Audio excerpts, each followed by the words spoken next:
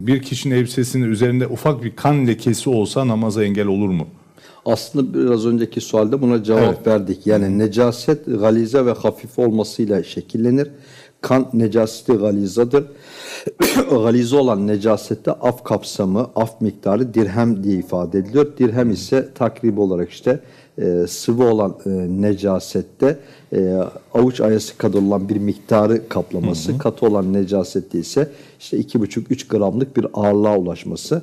Bahse konu olan kan çok az bir miktar olması hasebiyle aftır, namaza engel değildir. Ama tabii kişinin bilerek de o şekilde namaz kılması uygun değil.